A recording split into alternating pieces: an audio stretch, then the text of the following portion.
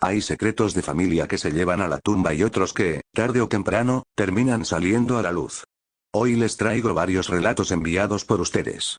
Historias reales, turbias y muy cercanas, de esas que hacen que mires diferente a las personas con las que creciste. Cuando era chico, mi tío siempre llegaba a las reuniones familiares con mucho dinero en efectivo. Nunca trabajó en un empleo formal, pero siempre tenía billetes nuevos. Mi mamá decía que hacía negocios, pero nadie preguntaba de qué. Un día, a los 16 años, fui a su casa a dejarle algo y lo vi contando dinero en la mesa de la cocina. Había varios sobres con nombres escritos. Cuando me vio, los guardó rápido y se rió como si nada. Meses después, ese tío desapareció. Dejó de contestar el teléfono y nadie supo más de él. Años más tarde supe por un primo que lo habían detenido por estafas a personas mayores. Usaba la confianza de la familia para que le presentaran gente y después les sacaba el dinero con promesas falsas. Lo más raro es que, hasta el día de hoy, mi abuela sigue diciendo que era un hombre trabajador y se enoja si alguien habla mal de él.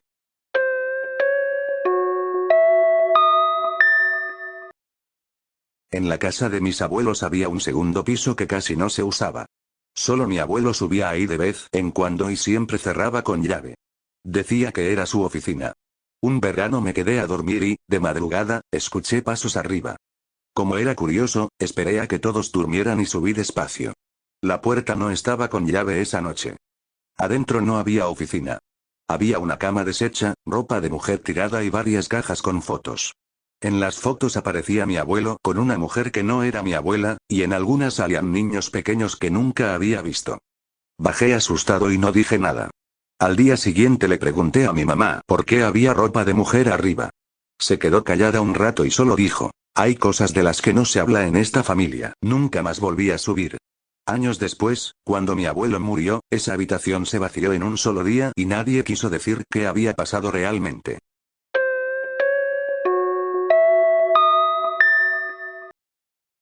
Mi papá era una persona callada. Casi no hablaba de su infancia. Solo decía que había sido difícil y cambiaba de tema. Cuando tenía 19 años, un día lo encontré borracho en la cocina a las 3 de la mañana. Empezó a hablar solo y soltó algo que nunca había mencionado: que su propio padre, mi abuelo, lo sacaba de la casa de noche cuando era niño y lo llevaba a hacer favores a unos hombres del barrio. No dio detalles, pero el tono de su voz era de alguien que todavía tenía miedo. Al día siguiente actuó como si no hubiera dicho nada. Cuando intenté preguntarle, me miró serio y me dijo: eso ya quedó en el pasado. No lo vuelvas a mencionar. Desde entonces noté que cada vez que veía a mi abuelo, mi papá se ponía tenso y casi no le hablaba. Nunca supe exactamente qué pasó, pero desde ese día entendí por qué mi padre era tan cerrado con nosotros. Mi tía vivía sola desde que enviudó. Un día nos contó que varias noches alguien tocaba su puerta a las 3 o 4 de la mañana. Cuando abría, no había nadie. Al principio pensó que eran bromas de vecinos, pero después empezó a encontrar la puerta del patio entreabierta, aunque ella la dejaba con llave. Un sobrino se quedó a dormir para cuidarla. Esa misma noche, alrededor de las 3:40, escucharon pasos en el techo de zinc. El sobrino salió con una linterna y no vio a nadie, pero al regresar encontró la puerta de atrás abierta otra vez y el seguro forzado. Llamaron a la policía. Revisaron todo y no encontraron a nadie. Lo único raro fue que en el piso de la cocina había huellas de zapatos mojados que no eran de ninguno de los dos. Después de eso mi tía se mudó. Nunca se supo quién entraba, pero ella siempre dijo que alguien que conocía la casa lo hacía, porque sabía exactamente cómo abrir sin hacer ruido. Cuando mi hermana mayor estaba ordenando el closet de mi mamá, encontró una caja escondida detrás de la ropa. Adentro había cartas viejas y una libreta. En la libreta estaban escritos nombres de personas, fechas y cantidades de dinero. También había una lista de deudas y al lado de varios nombres decía: ya no molesta. Se lo mostró a mi mamá. Ella se puso muy nerviosa, le quitó la libreta y le dijo que no volviera a buscar en sus cosas. Nunca explicó de qué se trataba. Meses después, un tío lejano que casi no veíamos apareció de sorpresa y tuvo una discusión fuerte con mi mamá en la cocina. Solo se escuchaba que él le decía: tú sabías lo que hacía, y ella le contestaba: ya no hables de eso frente a los niños. Hasta el día de hoy nadie de la familia quiere tocar el tema.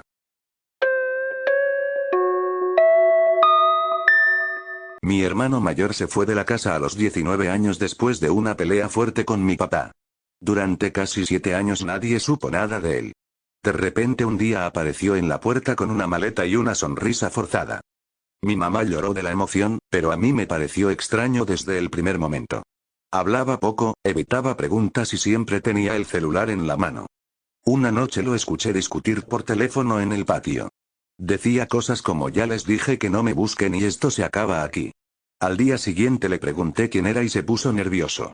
Me dijo que eran viejos problemas del trabajo. Semanas después llegaron 2 hombres a la casa preguntando por él. Mi hermano no estaba. Esa misma noche desapareció otra vez y nunca más volvimos a saber de él. Años más tarde supe por un primo que había estado metido en deudas grandes con gente peligrosa y que usó a la familia como escondite temporal. Mi mamá todavía guarda su cuarto igual, esperando que regrese. Cuando mi abuelo murió, dejó una casa grande y un terreno. Todos pensábamos que se dividiría en partes iguales, pero el testamento decía que casi todo quedaba para una sola persona, mi tía, la hija menor. El resto de la familia se volvió loca.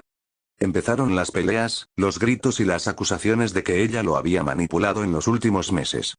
Un día, mientras ayudaba a limpiar la casa, encontré una carpeta escondida detrás de un cajón. Adentro había recibos de transferencias grandes a nombre de mi tía y varias cartas firmadas por mi abuelo donde le pedía que cuidara de ciertos asuntos. Nadie más las vio. Cuando se lo mencioné a mi mamá, me dijo que mejor no hablara de eso. Meses después la casa se vendió y mi tía se mudó a otra ciudad. Desde entonces casi no habla con nadie de la familia. Cada vez que alguien menciona la herencia, el ambiente se pone tenso y cambian de tema. En el barrio donde crecí había un hombre que siempre saludaba a mi papá de forma muy respetuosa. Mi papá le decía Don Carlos y a veces le pasaba sobres. Yo pensaba que era un vecino más. Un día, a los 15 años, escuché una discusión fuerte en la sala. Mi papá le gritaba a mi mamá que ese hombre no puede seguir viniendo. Esa misma noche mi papá salió y no regresó hasta la madrugada. Al día siguiente Don Carlos ya no apareció más por la cuadra. Años después, cuando mi papá estaba borracho, soltó que ese hombre le debía favores de cuando era joven y que había estado extorsionando a la familia durante años con información vieja. Nunca quiso dar más detalles. Solo dijo que algunas deudas no se pagan con dinero. Hasta el día de hoy, si alguien toca el tema, mi papá se pone de mal humor y se va de la habitación.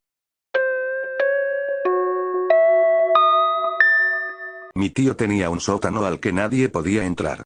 Decía que guardaba herramientas y cosas viejas. Un día que se fue de viaje, mi primo y yo bajamos por curiosidad. Entre cajas polvorientas encontramos una caja fuerte pequeña. No tenía candado, solo estaba cerrada con un pasador. La abrimos.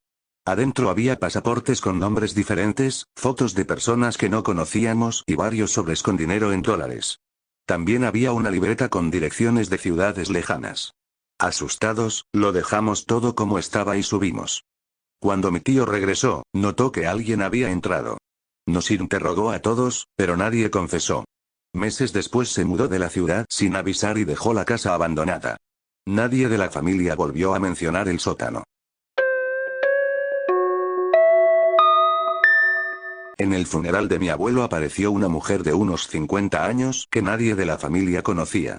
Se acercó al ataúd, dejó una flor y se quedó mirando mucho rato. Cuando mi tía le preguntó quién era, solo dijo vine a despedirme y se fue sin dar más explicaciones. Semanas después encontramos en los papeles de mi abuelo varias fotos viejas de esa misma mujer cuando era joven. En el reverso decía solo un nombre, Elena, 1987. Nadie en la familia había oído hablar de ella. Mi abuela se negó a responder cualquier pregunta y pidió que quemáramos las fotos. Años más tarde supe por un primo lejano que Elena había sido pareja de mi abuelo durante varios años y que habían tenido un hijo que nunca fue reconocido. Hasta el día de hoy nadie habla de ese tema en las reuniones familiares. Cuando yo tenía 13 años, mi mamá empezó a salir todas las noches después de las 11. Decía que tenía un segundo empleo limpiando oficinas. Regresaba siempre cerca de las 4 de la mañana, cansada y a veces con olor a humo de cigarro. Un día la seguí sin que se diera cuenta. No fue a ningún edificio de oficinas. Entró a una casa grande en otro barrio y salió horas después con un sobre en la mano. Nunca le pregunté nada. Meses después dejó de salir por las noches y el ambiente en la casa se volvió más tenso. Años más tarde, cuando ya era adulto, ella me confesó entre lágrimas que en esa época debía mucho dinero y que ese trabajo era la única forma que encontró para pagar. Nunca quiso dar más detalles y me pidió que no se lo contara a nadie.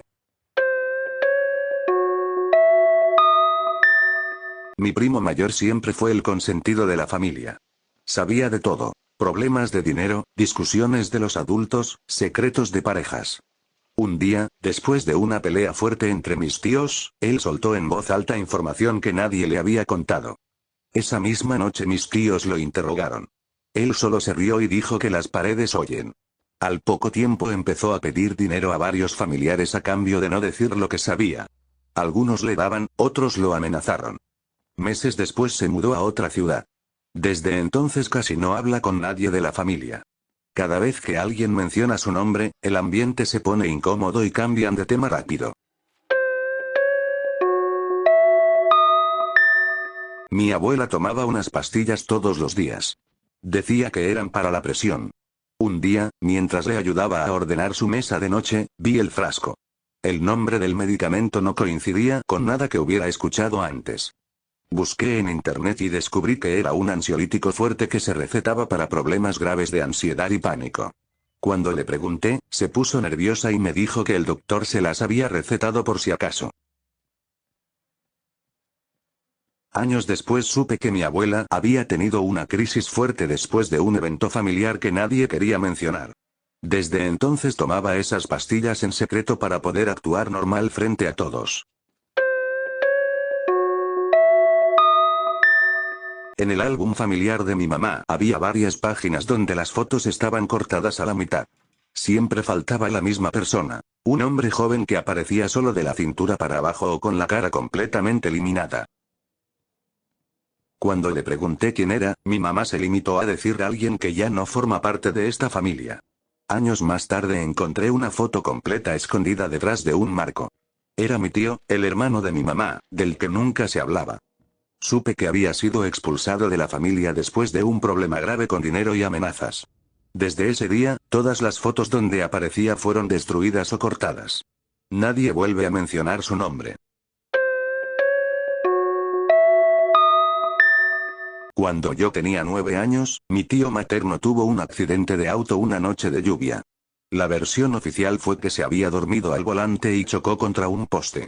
Pasó varios meses en el hospital y después se mudó a otra ciudad. En la familia nadie hablaba del tema. Si alguien preguntaba, solo decían que fue un accidente y ya quedó atrás. Años después, mientras ayudaba a mi mamá a limpiar el desván, encontré una carpeta con papeles del seguro y recortes de periódico. En uno de ellos se mencionaba que esa misma noche había muerto un peatón en la misma avenida. El nombre no me sonaba, pero la fecha coincidía exactamente con el accidente de mi tío. Cuando le pregunté a mi mamá, se puso muy seria y me dijo que no volviera a sacar ese tema. Me explicó que la familia había pagado una cantidad grande de dinero para que el caso no prosperara y que mi tío había firmado un acuerdo de silencio. Desde entonces entendí por qué siempre se ponía tenso cuando alguien hablaba de responsabilidad o de manejar de noche. Mi tío nunca regresó a vivir cerca. Solo venía una vez al año y se iba rápido. Hasta el día de hoy, si alguien menciona el accidente, la conversación se corta de inmediato. Nadie quiere recordar lo que realmente pasó esa noche. Mi tía era la persona más admirada de la familia. Siempre llegaba bien vestida, hablaba de sus viajes y de su buen trabajo en una empresa grande. Todos pensábamos que le iba muy bien. Incluso prestaba dinero a algunos familiares cuando lo necesitaban y nunca pedía que se lo devolvieran de inmediato. Un día, su esposo nos pidió una reunión urgente. Nos contó que mi tía tenía deudas enormes con bancos y con prestamistas. Había estado pidiendo créditos a nombre de los dos durante años y falsificando firmas. La casa donde vivían estaba a punto de ser embargada y el carro no estaba a su nombre. Lo más duro fue descubrir que varios de los préstamos que ella había hecho a la familia en realidad eran dinero que había sacado de tarjetas de crédito. Cuando la confrontamos, primero lo negó todo. Después empezó a llorar y dijo que solo quería que la familia la viera bien, que no soportaba la idea de fracasar. Después de eso se separó de su esposo y se mudó a un departamento pequeño. Casi dejó de asistir a las reuniones familiares. Algunos todavía la defienden y dicen que solo cometió errores. Otros nunca le volvieron a hablar. La imagen perfecta que había construido durante años se derrumbó en una sola tarde. Todo empezó en una reunión de Navidad. Mi prima, que en ese entonces tenía 17 años, se emborrachó y frente a todos acusó a mi tío de haberla tocado de forma inapropiada cuando ella era niña. El silencio que se hizo en la sala fue total. Mi tío se puso blanco y negó todo de inmediato. A partir de ese momento la familia se dividió en dos bandos. Algunos creyeron a mi prima y dejaron de hablarle a mi tío. Otros dijeron que ella estaba mintiendo por atención o por problemas que tenía en ese momento. Las reuniones familiares se volvieron imposibles. Nadie quería estar en el mismo lugar que la otra parte. Pasaron años sin que se resolviera nada. No hubo denuncia formal ni investigación. Solo acusaciones, gritos y silencios largos. Mi prima se mudó lejos y casi no regresa. Mi tío envejeció de golpe y se volvió muy callado. Cada vez que alguien intenta sacar el tema, la conversación termina en pelea. Hasta el día de hoy nadie sabe con certeza qué pasó realmente. Algunos familiares todavía se saludan con frialdad en los funerales. Otros directamente se evitan. Esa noche de Navidad cambió para siempre la forma en que la familia se relaciona.